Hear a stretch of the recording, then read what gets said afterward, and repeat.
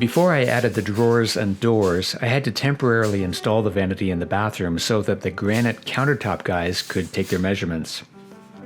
The way I like to hang cabinets is to start with a horizontal strip of plywood that I make level and screw into the wall, and then that wooden strip at the top of the cabinet can sit on this strip. It makes it easy for me to install something like this without any help.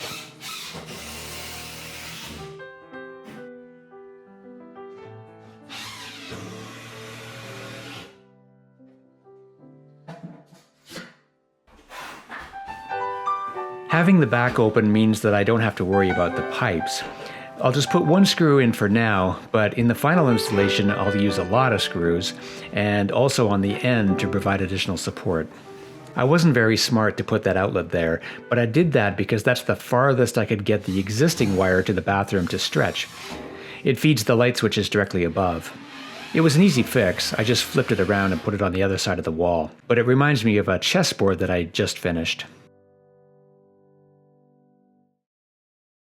With the cabinet back in the workshop, I need to install the drawers. I have some 1/8 inch spacers that I'll use, and I have a 15/32 inch setup block that seems to be the right setback for the drawer slides to accommodate the inset drawer fronts. I like to drill holes for each screw rather than just screwing them directly into the wood. I'll just put in a couple of screws to test the fit, and then I'll put more screws in later.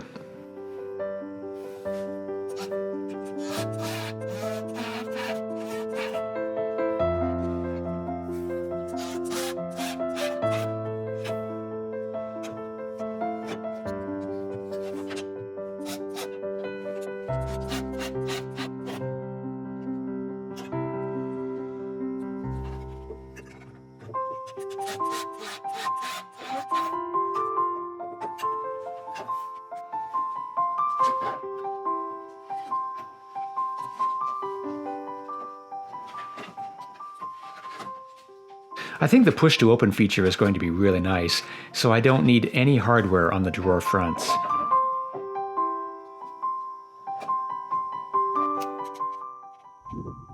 For the drawers higher up, I'll mark the position, and then I'll clamp on a board for the drawer slide to rest on while I screw it in.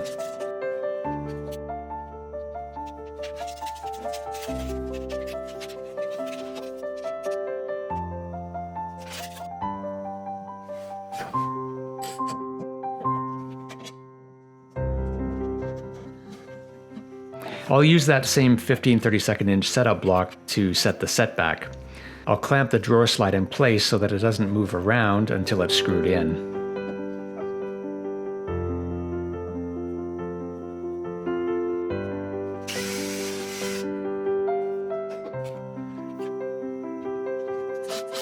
That's another advantage of having the back open so that I can attach the clamps, and also I can screw in from the back rather than having to crawl inside the cabinet.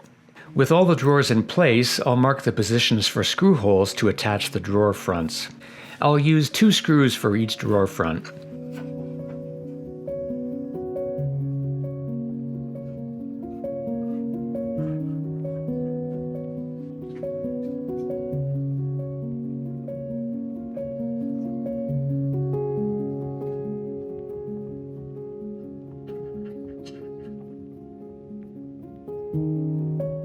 I like to clamp a board on so that there's no blowout when the drill bit pushes through the other side. I'm drilling a fairly large hole that's 5/16 of an inch to give a bit of adjustability of the drawer fronts if needed.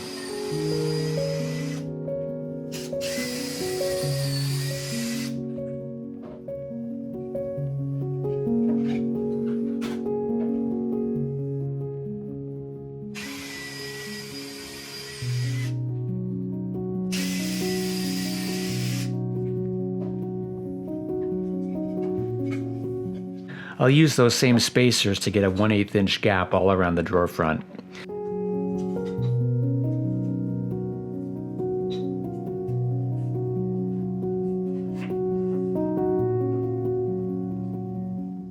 I'll clamp the drawer front in place and then screw it in.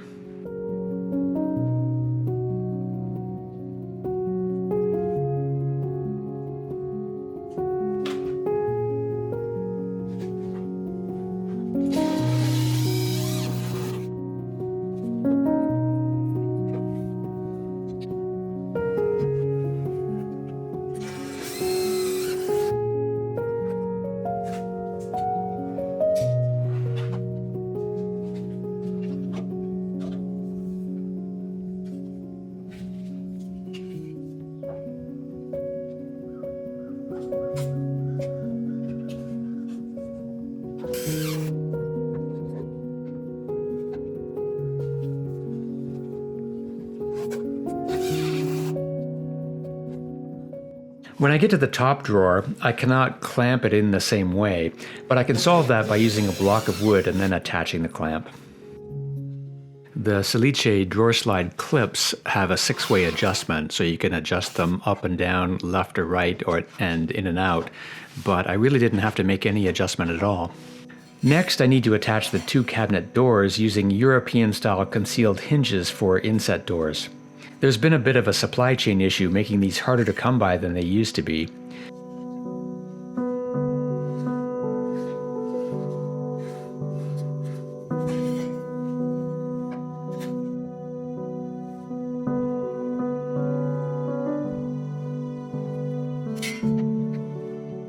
You can buy a jig to make it easy to install these using a regular drill, but I just do it by hand using my drill press.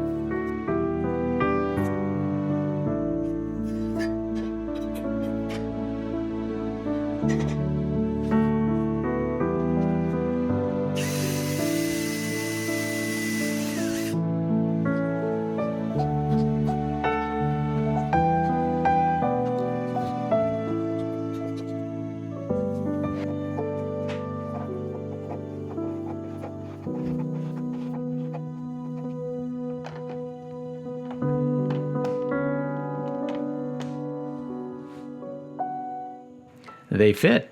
I just need to install a doorstop in the middle. We're back at the house, and with the granite countertop and sink in place, it's time to connect all the plumbing.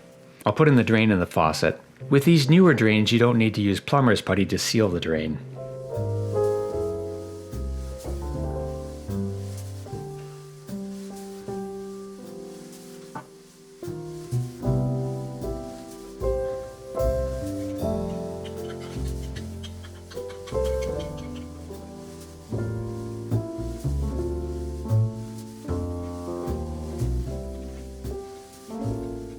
Next, I'll climb inside and hook up the water supply lines.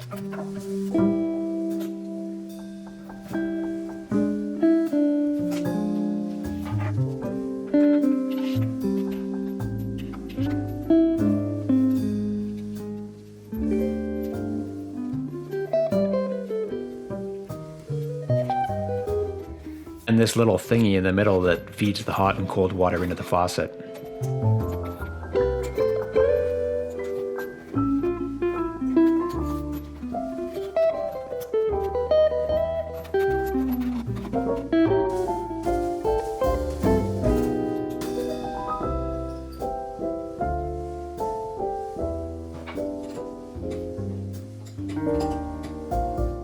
Next, I'll connect the drain. I have a 2-inch drain pipe in the wall, but I'm using a 1.5-inch P-trap. The standard for bathrooms is 1.25 inches, but I like to use a larger pipe, figuring the chances of it clogging are less. Either one can be used. I'll use this reducer to bring the pipe size down to 1.5 inches. The P-trap kit comes with multiple washers, so I'm using this reducing washer to connect the 1.25-inch drain to the 1.5-inch P-trap. And then I'll stick on this threaded adapter so that the P-trap can be screwed on.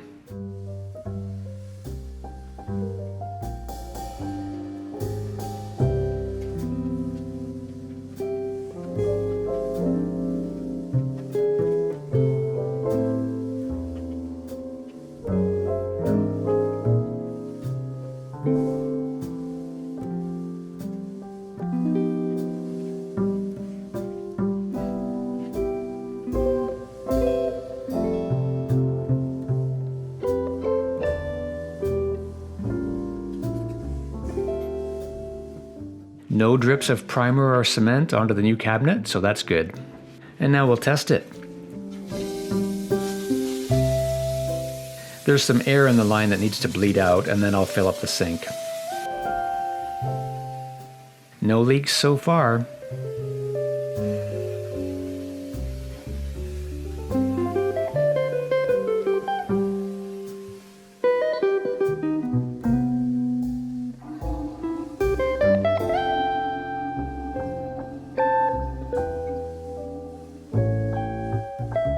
Now I'll use just a bit of CA glue to put in a doorstop.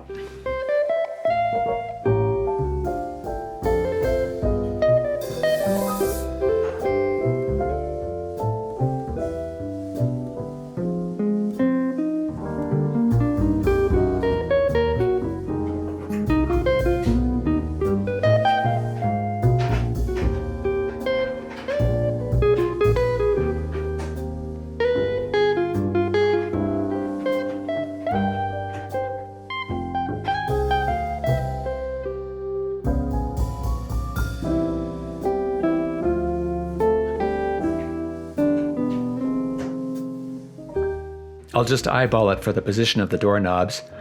Maybe I should have used a push-to-open system for the doors too, but I figured the knobs would add just a little bit of interest so that it's not all the same.